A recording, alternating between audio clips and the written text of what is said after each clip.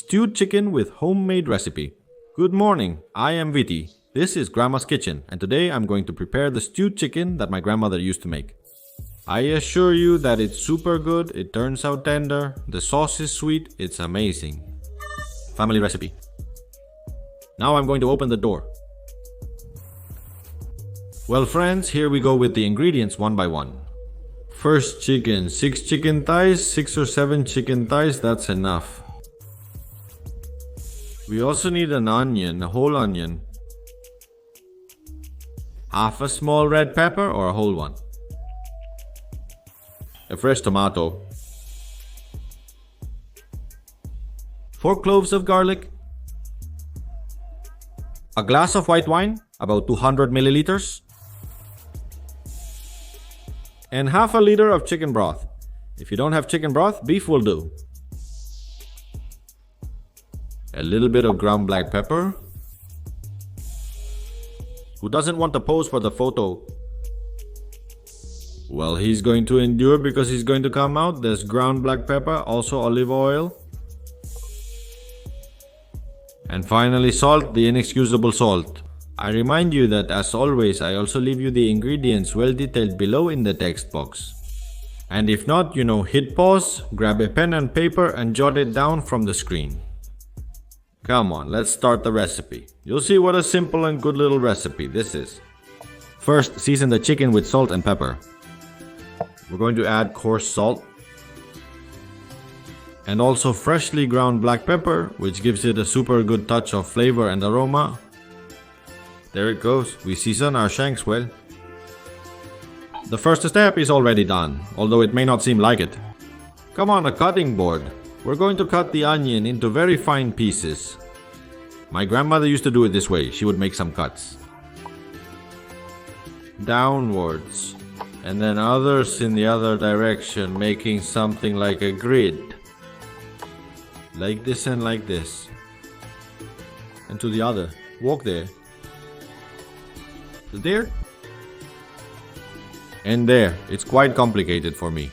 But she made it look like a piece of cake. There you go.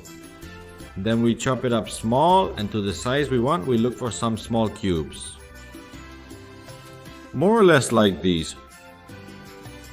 Come on, next step, we're going to chop the red pepper. In my case, it's a super large red pepper.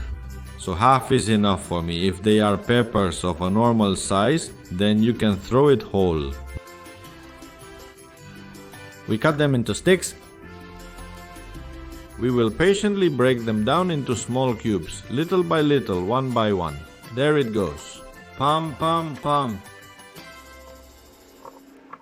Even though it seems like a lot of work, the truth is that it's super easy and it's done in a moment.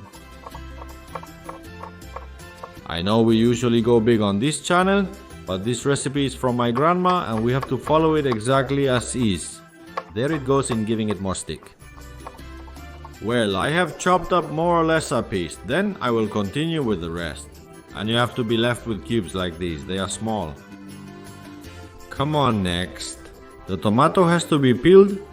Don't leave it with skin, because you will find the skin with no flesh. Discard it for the stew and it's a hassle, it's not cool at all, so come on, we peel it well peeled. As you can see, it's a tomato that has body. It's not very soft. It has flesh, so we can cut it into little pieces. Very much in the style of chicken in pepitoria. There it goes. We remove the skin, that little piece that remains, and we break it down. Here we are looking for chunks. There's no need to overthink the size of the chunks, because these will break down during the stewing process. There it goes. There goes a piece and come on in. We continue. It's time to chop the garlic. We have peeled them and we are going to chop them. In this case, my grandmother would slice them because she liked that when the stew was finished, these large pieces of garlic would be found. Golden brown. Cooking chicken this way turns out very tasty. I'm going to do the same. Here's the recipe. Let's go now with the casserole to olive oil. We wait for it to heat up and we are going to mark our chicken to brown it. We place the chicken in the casserole with the oil very hot and it will take about 5 or 6 minutes to brown it well. If it's only half done, That's not enough. The stew doesn't turn out well. It doesn't turn out well because it doesn't get dark, which is how the chicken should turn out. Come on, we'll have it for a little while and we'll turn it over so it also gets done on the other side. That's what it's about. In the end, we want the meat to be sealed and golden, so it keeps the juices inside and also it will be much tastier and more appealing. When we take it to the mass, well, it will take, as I say, about 5 or 6 minutes to be well browned. As soon as we have it well browned, we are going to take out our chicken thighs and we are going to reserve the oil in which we have fried it. You can remove some if you think it's too much, but well, this old-fashioned stew was made with quite a bit of oil, so there it goes. In this oil, we are going to add the garlic and we are also going to brown the onion. Well, here you have a close-up of how the chicken should look when it's well browned. Alright, as I said, we're going back inside the garlic. First thing, we're going to give it a shake so it starts browning.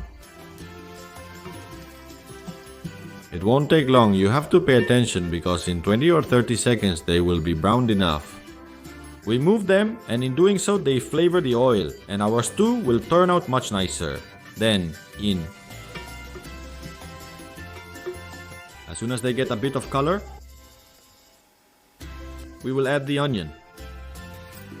As you can see, it's very quick because the oil is still very hot. In goes the onion. In goes the red pepper as well.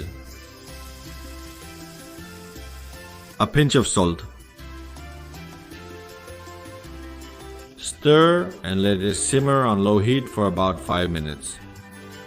Of course, if you like green pepper, you can add half a green pepper. In the case of my grandmother's recipe, it was all red pepper. Alright, let's continue. The 5 minutes have passed, as you can see that.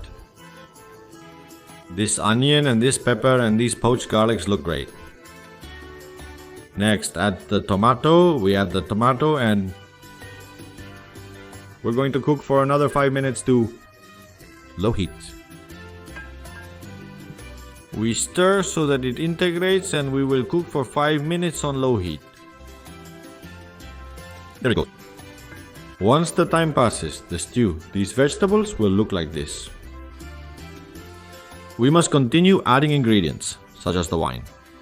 Inside goes a glass of wine, 200 milliliters of white wine. And we will cook for 3 minutes on high heat, as you can see. So it boils and the alcohol evaporates. The time will pass quickly. It's just 3 little minutes, nothing more. There it is, as you can see, on high heat. It's boiling like crazy. So it's time to add the chicken.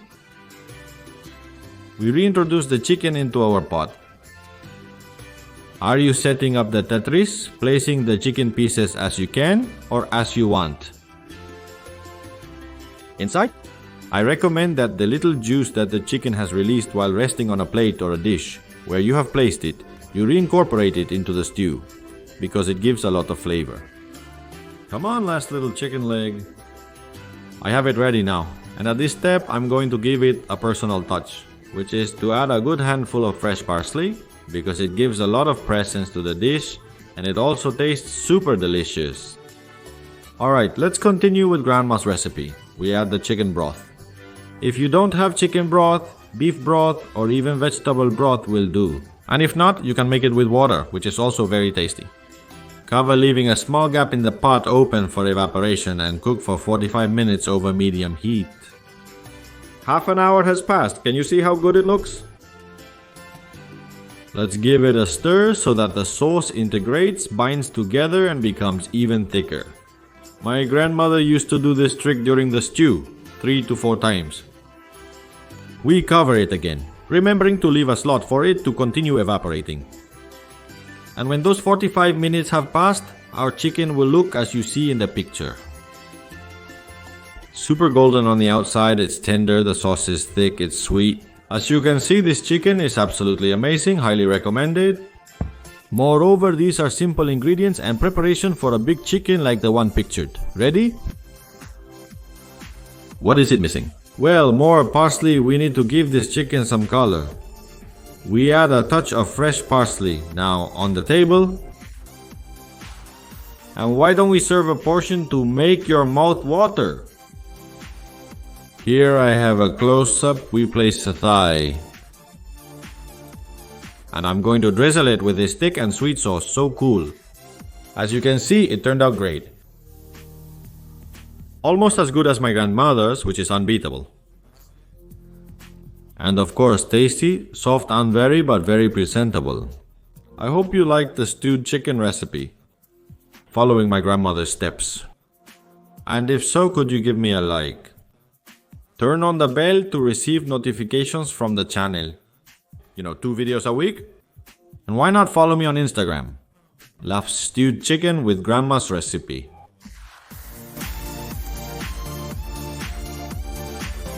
Thank you.